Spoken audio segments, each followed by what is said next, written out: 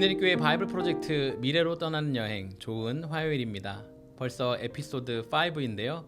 오늘 읽을 성경도 꼭 시간을 내서 읽으시고 혹시 지난 에피소드 노래하며 떠나는 여행 밀린 부분이 있다면 포기하지 마시고 꼭꼭 읽으시기를 소원합니다. 제가 강아지가 있다고 몇 번 말씀드린 것 같아요. 하얀색 비숑 프리즈입니다. 이름은 솜입니다. 이 녀석이 물을 먹고 삽니다. 그리고 개 사료를 먹고 살고요. 제가 개 사료를 주죠. 그런데 제가 자기 밥그릇 쪽으로 가면 아무리 멀리 있다가도 막 뛰어와요. 그리고는 자기 머리를 밥그릇 쪽으로 향하고는 합니다. 이를 드러내거나 위협하는 것은 아니지만 마치 이거 내 거야, 너 먹지 마 하는 것 같아요. 그리고 제가 조금이라도 더 가까이 가면 밥을 막 먹기 시작합니다. 제가 자기 밥을 쳐다보거나 근처에 있으면 긴장하고 있는 거예요. 참 우습죠? 전혀 이해가 없는 거죠. 저에 대한 알미 없습니다. 저는 그것보다 더 맛있는 것이 많거든요.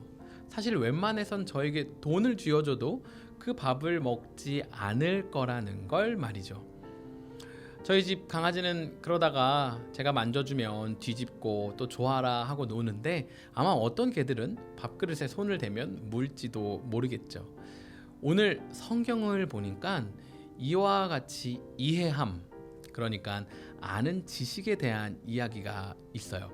오늘 이사야 11장 9절 말씀에 내 거룩한 산 모든 곳에서 해됨도 없고 상함도 없을 것이니 이는 물이 바다 덮음같이 여호와를 아는 지식이 세상에 충만할 것임이니라 라고 말하고 있어요. 싸움이 없다는 거죠. 이유는 하나님을 아는 지식이 가득하니까 말이죠. 그러니까 싸움이 있다면, 해됨이 있다면 그곳에 하나님을 아는 지식이 없는 거예요.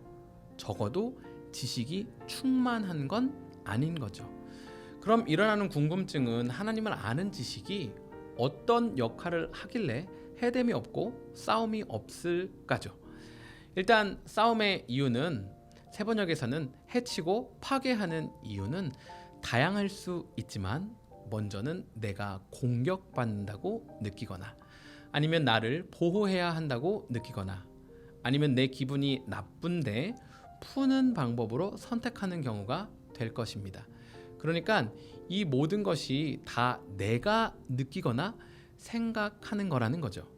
그러니까 나로 가득한 겁니다. 여기에 때론 우리 안에 정당함이 있을 때도 있고 아니면 합리적이지 않을 때도 있습니다. 나를 잘 아는 사람은 기분이 나쁠 때 어떻게 풀어야 하는지 알고 있습니다. 혼자만의 시간을 갖는다거나 친한 친구를 만난다거나 하는 것처럼 말이죠.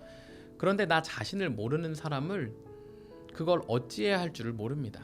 화를 내기도 하고 무엇을 부수기도 하고 불특정 다수를 향한 공격성을 보이기도 합니다. 이러한 행동이 정도에 따른 차이가 있을 수 있고 옳다고 여겨지는, 그리고 사회마다, 문화마다, 시기마다 용납되어지는 정도도 다르지만 그곳에 해됨과 상함이 있죠. 그런데 하나님을 아는 지식이 가득하면 그럴 일이 없다는 것입니다. 왜냐하면 하나님을 아는 것이 가득하면 나를 포함한 다른 것에 자리가 없는 것입니다. 그러면 하나님의 마음으로 표현하게 되는 거죠. 그리고 나를 향한 그 어떤 액션도 하나님의 마음으로 이해하게 되는 것입니다. 그러니까 다른 말로 하면 싸움은, 해됨은 내가 나오면 일어나는 것입니다. 제가 군대를 안 다녀와서 이런 말씀을 드리기 죄송하지만 군대에서 왜 싸움이 잘 안 일어날까요? 자기가 나타나지 않는 거죠. 그럴 공간이 없는 거죠. 제 생각에는 아침에는 10시에 일어나는 게 어떨까요? 뭐 이런 게 없는 거죠. 그냥 일어나라면 일어나는 거고 땅 파라면 파는 거고 덮으라면 덮는 거죠. 보통 어느 조직을 들어가던 힘없는 신참이 누군가를 해롭게 하지 않는, 못하는 이유와 같은 거죠.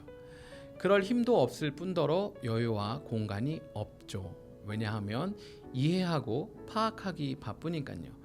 물론 엄청난 루키들도 있긴 하죠. 회사의 역사와 모든 문화와 상황을 바꾸려고 하는 그런 신참 말이죠. 그런데 시간이 지나면서 자기가 나오면 싸움이 시작되고 갈등이 시작되고 해됨과 파괴가 시작되는 거죠. 물론 모든 공동체는 이걸 해결하기 위한 어느 정도의 타협점들이 존재합니다. 어떤 곳에서는 policy라는 것으로 통일을 하고 어떤 곳은 서로의 관계에 의지하기도 합니다. 또 어떤 곳은 돈이라는 것으로 정당성을 주기도 하고 말이죠. 그런데 결국 이 모든 것들은 깨지게 되어 있습니다. 왜냐하면 사람 마음 깊은 곳에 자리 잡고 있는 이기심과 과도한 자기 사랑이 있기 때문입니다. 현대 교육학과 심리학에서 말하는 보통 6세 때 나타난다는 자기중심적 사고가 지속되기 때문입니다. 물론 하나님 나라가 하나님을 아는 지식이 가득하다는 게 마치 군대처럼 하라면 하는, 그래서 아무 생각이 없어서 표면적 평화가 유지된 그런 것은 아닙니다. 그런데 오늘 구절에서는 명확하게 하나님을 아는 지식이 가득하면, 그러니까 우리의 왜곡된 사고와 감정의 프로세스들이 회복되면 세상은 그냥 흘러가지만 그리스도인이 back to 에덴 하면 서로 해치거나 파괴하는 일이 없다고 말합니다.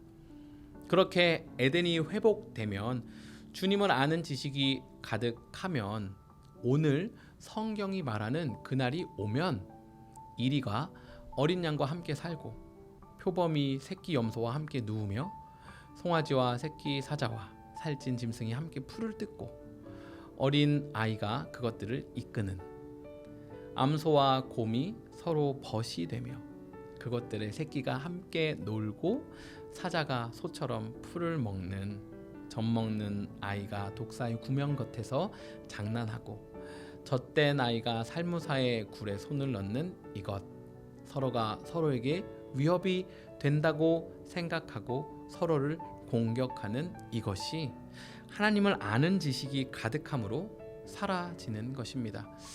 비록 세상이 점점 악해지고 있지만 그 안에서 하나님이 가득한 에덴을 경험하며 사는 것입니다. 물론 교회 공동체에 대한 다양한 목적들을 정의 내릴 수 있지만 함께 에덴을 경험하는 삶, 그러니까 하나님을 아는 지식이 충만한 사람들의 모임이 그중 하나일 것입니다.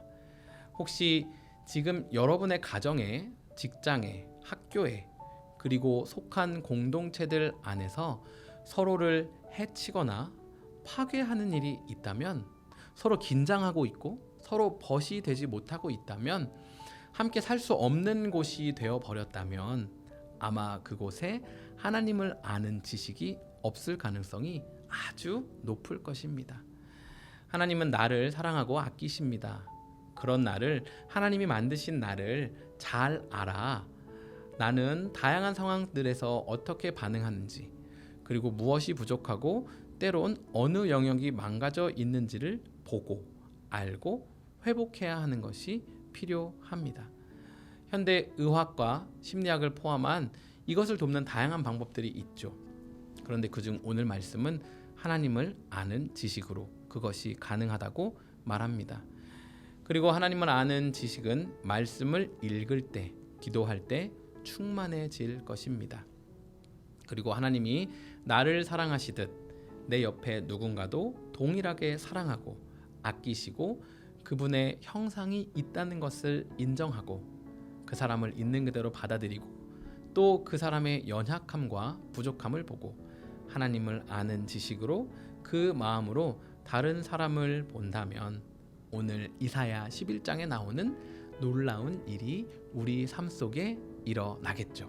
그런데 저도 순간순간 쉽지는 않네요. 함께 힘내보아요.